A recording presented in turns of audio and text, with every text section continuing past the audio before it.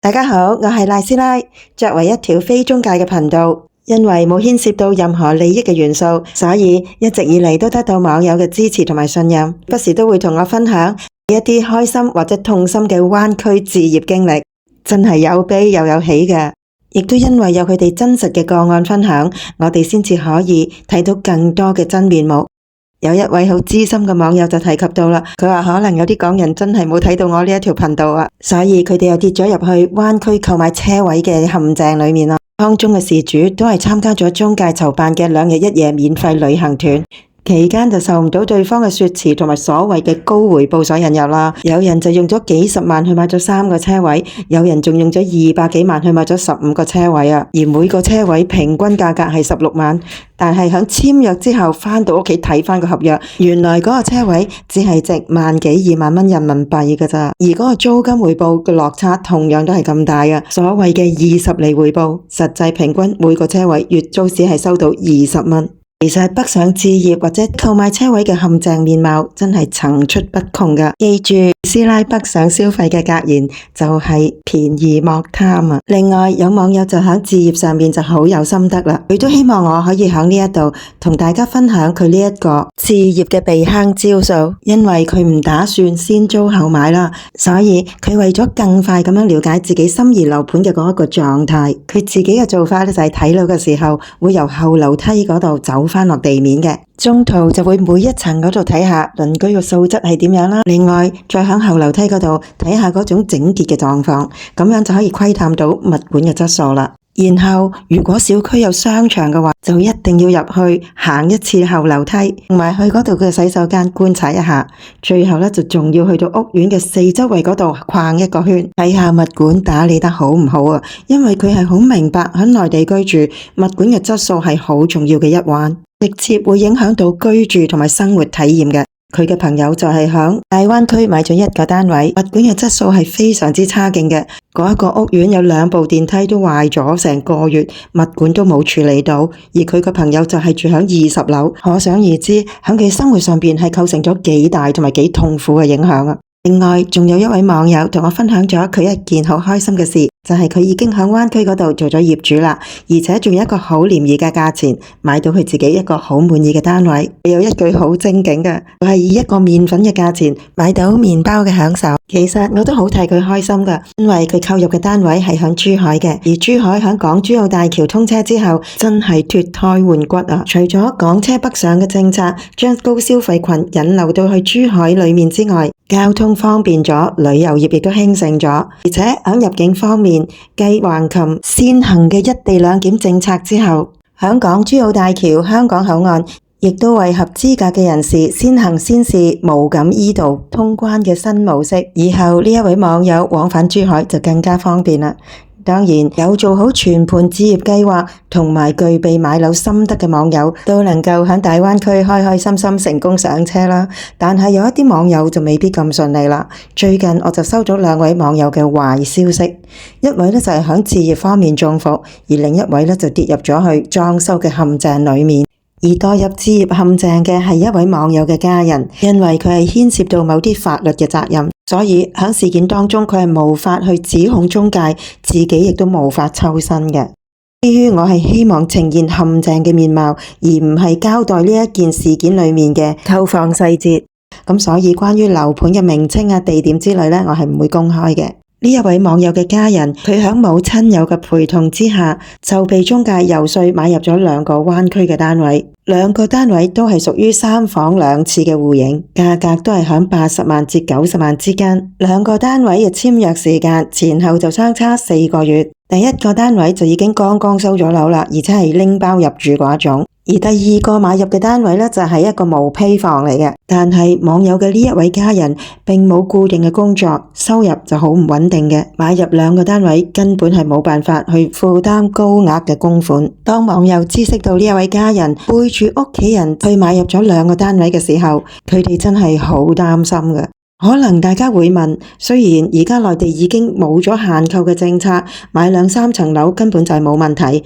但係以呢一位事主收入咁唔穩定，點解可以向銀行借到一間又一間嘅房貸呢？其實問題就係出咗喺嗰一位黑中介嗰度，佢為咗達成交易，竟然主動為事主去偽造一啲收入證明，而且響事主根本手頭上冇足夠嘅首付款嘅時候，佢哋亦都係違規咁樣為佢墊資，俾咗首付款去買入第二個單位。當然，整個買賣流程最後網友全家人都知道啦，所以現時佢就希望了解一下中介做咗呢一啲違規同埋失德嘅行為，可唔可以成為取消第二個單位嘅交易嘅理由呢？我就將佢嘅情況問過一啲相關嘅業內人士啦，答案就係基於提供虛假銀行流水騙取銀行貸款係屬於犯罪行為，而事主係知道中介係協助佢去完成緊呢一宗咁樣嘅房貸嘅，所以事主同中介同樣都係犯咗騙貸嘅罪行。如果以呢一個原因去控告中介嘅話，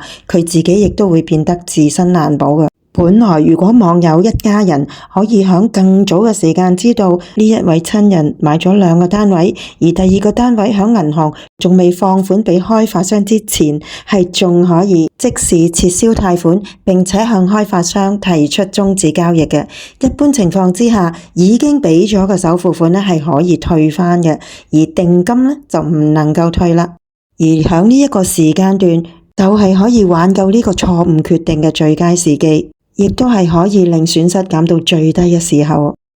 可惜，當呢一位網友揾我商量嘅時候，銀行已經將貸款發放到去開發商嗰一個賬戶度啦，即係話第二個單位已經係冇辦法撤銷交易啦。其實一向有關注我呢一條頻道嘅網友都會知道，我成日都提醒大家嚟到內地買樓真係唔使急嘅，因為特價事事有，樓死樓還在。慢慢做好財務規劃，再慢慢揀樓都唔遲嘅。最緊要就係量力而為。而我一直覺得好唔抵，亦都好心痛嘅就係香港嘅買家不斷無限輪迴咁樣跌入去相同誘騙手法嘅陷阱裏面，花盡咗血汗錢之餘，仲要背負一身債。另外，喺呢一集我都同大家談及過，有一位網友喺珠海嗰度買咗一個精裝單位嘅。喺2024年嘅時候已經收咗樓噶啦，於是佢隨即就揾咗一間裝修工程公司去處理佢嗰個單位嘅室內裝修事宜。裝修嘅總價呢就大約30萬人民幣，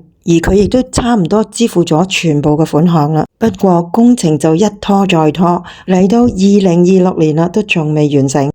最近佢就聯絡我，佢就話佢不斷咁樣揾呢一位公司嘅負責人，但係一直都冇人聽電話。所以佢都幾肯定呢一間公司已經走咗路啦。佢聘用嘅就係呢一間工程公司啦。唔知道大家又認唔認識呢一間公司呢？又有冇方法聯絡到佢哋裏面嘅負責人呢？又或者你哋又有冇相同嘅遭遇呢？如果你哋有任何相關嘅資訊嘅話，都請你哋通過呢個電郵聯繫我。其實喺過往我哋都喺視頻嗰度分享過，喺裝修付款嘅方式裏面，一定要係分期進行嘅，先係俾咗首期。完成咗之後，再付下一期，按住裝修嘅進度，一期一期咁樣俾。因為一開始就俾得太多嘅話，對於一啲小型而且財務能力好低嘅公司嚟到講，就會有一個好大嘅爛尾誘因啦。裝修呢一環真係復位嘅重災區啊！究竟我哋可以點樣避復呢？不如我哋就問下有多年室內設計同埋工程經驗嘅賴師兄，同我哋分享下啦。你會覺得我哋點樣可以保障到我哋真係唔會咁容易俾人呃或者傷得咁慘咧？嗱，我諗你最緊要首先就係揾咗間公司真係有誠信啦，咁同埋係比較係有啲規模啲啦，即係起碼有間鋪頭有咩事都起碼追得到啊嘛。其實越多分店越好嘛，越多分店就越好，係啦，就唔好話啲咩朋友介紹啊、親戚介紹啊嗰啲。即係嗰類嗰啲太細嗰啲就唔係幾好咯，冇個保障。因為嗰個保障係嚟自咩咧？就因為我哋嗰陣時講過咧，如果有一單嘢佢做得唔好，我哋只喺嗰啲網上邊俾個差評佢，俾個差評佢，跟住咧就會牽涉到佢咧，真係咁多間鋪頭都會受到影響。係啊，咁於是咧佢就唔會夠膽做得太差俾我哋咯。係啦，咁所以咧我哋要揾啲多分店啦、信譽好啦、大間嘅嗰啲，咁我哋咧就有保障啦。第二就係喺嗰個條款嗰度啦，最好就完咗工之後。都留翻一條尾數，咁啊一成咗喺度啦，咁就可能1年後真係冇事啦，咁先至俾咯。OK， 1年，得唔得咧？人哋會唔會肯嘅？真係我都唔知。唔係，除非佢自己寫個證明話，佢會同你去執收咯。1年之後有問題，最緊要有呢個承諾嘅啫。你信啲大牌子咯，所以要信啲啊。即係我哋要定明晒呢啲條款啦。同埋自己嗰個對材料嗰度做多啲功夫啦，了解多啲。咁變咗起碼嗰個施工隊都唔會覺得你係真係即係乜都唔識嘅人咯。至少做到個姿態係我都有啲識嘢嘅。係啦，啲識嘢，但係又唔好話做到咄咄逼人。咁你督住佢嚟做嘢，咁人哋都根本都唔想做呢啲嘢啦，係嘛？報價單嗰度咧就唔好話包晒所有嘅材料，就材料嗰度就一係就個主動權喺你個用戶度自己去揀，即係買埋俾佢；一係咧就佢做翻幾種材料唔同嘅價位咁樣咯。因為你全包嘅話，佢肯定係俾啲最渣嘅嘢你噶嘛，係嘛？咁你譬如可能買瓷磚，你揀隻 A 瓷磚同 B 瓷磚，可能都爭1-2蚊嘅咁樣，咁起碼都知道係貴啲嗰隻係好啲咯，即係唔會去到太差嗰啲咯。又係到收貨啦，收貨你自己睇唔到噶啦，咁揾翻啲專業嘅人，就有啲專係驗樓師啊嗰啲嚟噶嘛，咁佢哋識得 check 噶啦，有時即係攞啲嘢敲下啲牆有冇空鼓啊，甚至乎佢哋用啲高電量嘅嘢嚟插下啲電掣有冇跳掣啊，水喉又試下有冇漏水啊，浸下個水池啊，浸下啲洗手盆有冇漏水出嚟啊，咁呢啲都好嘅呢啲，咁啊即時知道嘛，咁啊 OK 咗，咁啊先至俾尾款咯。同埋喺個條款嗰度都係話要過某一個時間裏邊係要免費執收，係咯，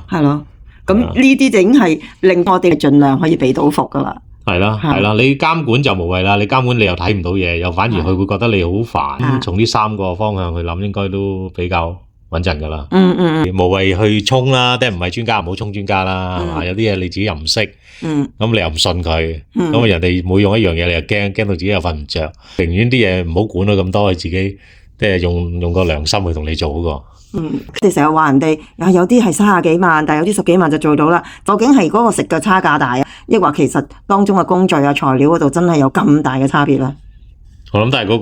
個食嗰個差價嘅啫。因為呢個偏向大啲，你覺得？係啦。哇，咁好驚喎！咁即係裝修得真係好平喎，係嘛？係你有啲人揾到啲啱嘅施工隊咁啊，梗係佢揾到最接近最原始啦，係啦，接近最源頭咯，係咯，所以佢會相對平啲咯。咁你睇個家私，咁人哋做嘅嘢，如果係真係靚嘅話咧，就應該起碼有幾種材料去夾埋一齊做咯。即係譬如你做個電視櫃咁，全部都係木，全部都膠板嘅，咁啊，梗係唔值錢啦。咁可能你有啲鋼啊，做收口啊，可能有件石嘅台面啊，咁樣。咁又唔同咯。我哋睇到一個工程咧貴啲平啲咧，其實有一啲線索係睇到嘅。好多時咧，我哋喺網上邊啦，或者係咯視頻嗰度睇啦，咁就會見到呢個裝修同嗰個裝修好似喎，但係就因為我哋係冇去細睇嗰一啲手工啦，同埋佢嗰啲材料啦，咁所以咧我哋就以為佢哋係差唔多，但係可能慢慢去斟酌嘅時候啦，我哋就知道點解嗰一個係會貴過呢一個大約20-30% 咁樣咯。咁但係正如賴師兄所講啦，如果貴好多嘅時候咧，基本上係在於食價嗰度食得深咯。今集我同大家嘅分享就嚟到呢一度啦。如果你都想同我哋一齊圍爐取暖，有事嘅時候可以有商有量嘅話，就請你加入我呢一條頻道啦。下一集再見。